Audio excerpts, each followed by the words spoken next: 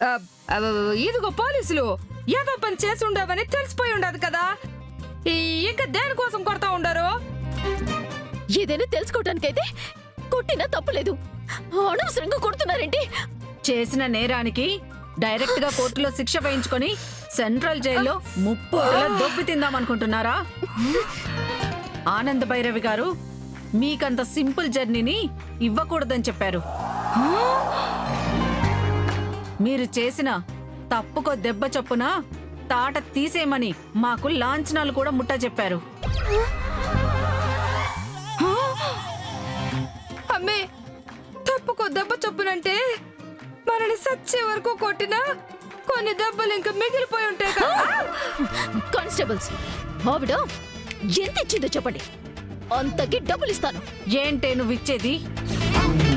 సొంత కుటుంబాన్ని నాశనం చేయాలని చూసిన దానివి నీతో మాకు బేరాలేంటి? డబ్బులు ఇస్తావా? డబ్బులు నిన్ను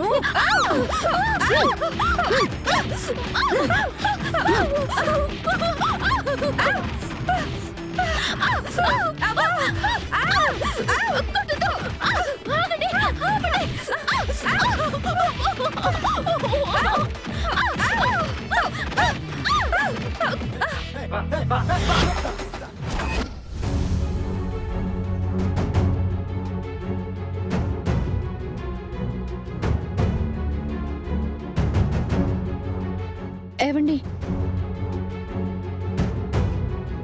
బావగారు వాళ్ళతో అన్న మీ పర్సనల్ దూరాన్ని కూడా మీరు పక్కన పెట్టి ఇవాళ అత్తయ్య గారితో కలిసి ముందుకొచ్చారు. అనన్యకి బుద్ధి చెప్పి బావగారిని కాపాడగలిగారు. చాలా హ్యాపీగా ఉందండి, నాకు చాలా హ్యాపీగా ఉంది. ఇంత గొప్ప పని చేసిన మీరు చాలా గ్రేట్ అండి. ఇందులో నన్ను గ్రేట్ అనడానికి ఏముంది?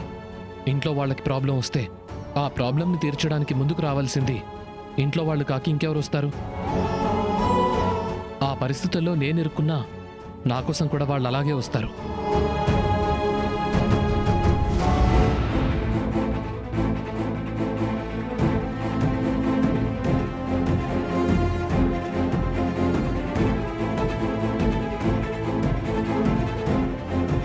చేసిన చాలక నా బాధ్య మీద చేయి చేసుకుంటాను.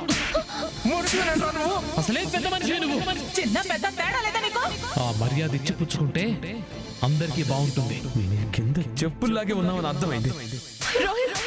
అన్నయ్య, అన్నయ్య,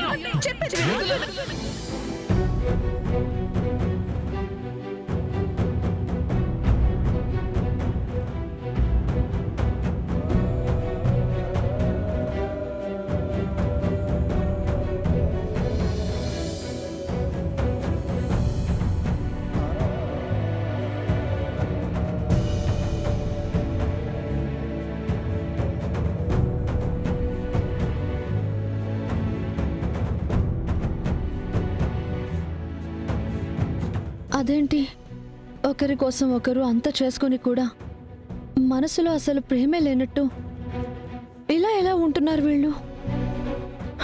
వీళ్ళ మధ్య దూరానికి కారణం అనన్య కదా.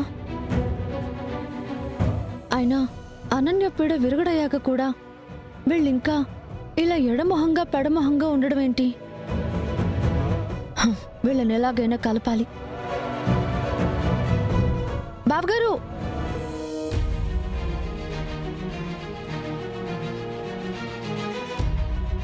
ఏంటి శరణ్య? రిసార్ట్ నుంచి తెచ్చిన మీ లగేజ్ గదిలో పెట్టించాను బావగారు, ఒకసారి ఓపెన్ చేసి చెక్ చేసుకోండి. ఓకే శరణ్య.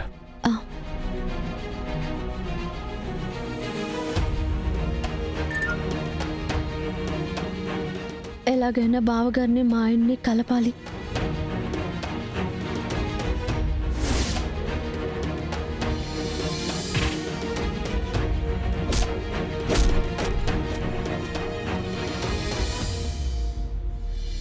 బావగారితో ఉన్న మీ పర్సనల్ దూరాన్ని కూడా పక్కన పెట్టి ఇవాళ బావగారిని కాపాడగలిగారు. చాలా హ్యాపీగా ఉందండి. ఏవండి, ఏవండి, బావగారు లగేజ్ సర్దుకొని ఇల్లు విడిచి వెళ్ళిపోతున్నారండి. వెళ్ళిపోవడం ఏంటి?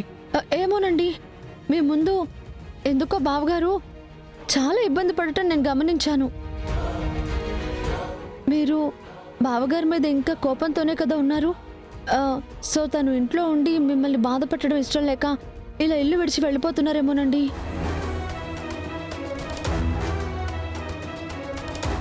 అయితే మాత్రం వెళ్ళిపోవడం ఏంటి?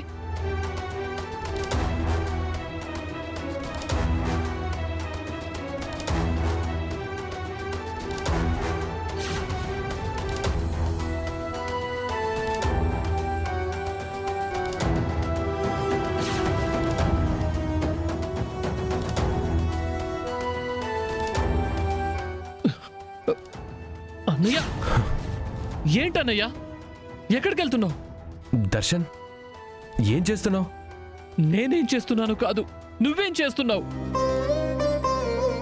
ఏదో నోరు జారి ఆ రోజు ఆ మాట అన్నాను, అది నా తప్పే. అంత మాత్రాన అది ఈ రోజు వరకు మనసులో పెట్టుకొని బాధపడుతూ ఉండడం ఏంటన్నయ్య? తమ్ముణ్ణి కదా, చిన్నప్పుడు ఇలాంటి చెత్త డర్టీ మాటలు ఎన్ని అనేవాడిని అన్నయ్య. అప్పుడు అలా మాట్లాడకూడదని బుజ్జగించి మరీ చెప్పేవాడివి. మరి ఇప్పుడేమైంది? ఎందుకన్నయ్య నా మాటల్ని అంత సీరియస్గా తీసుకుంటున్నావు? నేను సీరియస్గా తీసుకోవడం అంటే ఆ రోజు తీసుకున్నాను. ఆ సిచ్యువేషన్లో ఆ టెంపర్లో చెప్పు తీసుకొని నానా రచ్చ చేశాను. యాక్చువల్గా ఆ చెప్పు సీన్ తలుచుకున్నప్పుడల్లా నాకేదోలా అనిపిస్తుండేది. అంతకు మించి నాకు నీ మీద కానీ ఎవ్వరి మీద కానీ ఏ హేట్రెడ్ లేదురా. మీరంతా నా ఫ్యామిలీ. వాస్తవానికి నువ్వు టెంపర్ లాస్ అయ్యే ఆ మాటలన్నా అందులో కూడా ఎంతో కొంత నిజం ఉందిగా. నిజం లేదు, తొక్క లేదన్నయ్య. ఆ వేళ దామిని చేసిన రచ్చ మూలంగా అమ్మని తప్పుగా మాట్లాడిందని నేను బుర్ర లేకుండా నోరు జారాను, అంతేగాని నువ్వన్నా పెద్దమ్మ పెద్దనాన్న అన్నా నాకు చాలా ఇష్టం అన్నయ్య. ప్లీజ్ అన్నయ్య, ఆవేశాన్ని కాస్త కంట్రోల్ చేసుకో. నువ్వెక్కడికి వెళ్ళొద్దు, నువ్వెక్కడికి వెళ్ళొద్దు.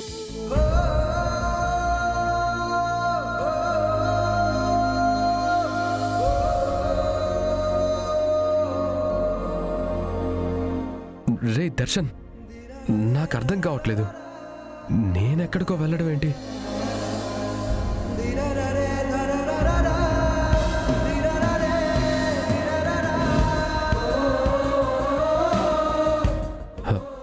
రే దర్శన్, నేనెక్కడికి వెళ్తానురా?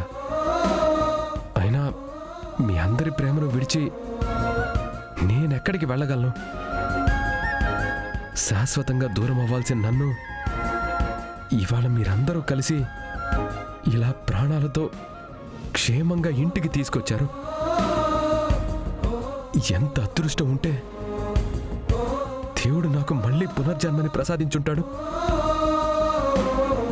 ఈ అదృష్టాన్ని ఎప్పటికీ జార విడుచుకోను. ప్రామిస్ రా, ప్రామిస్.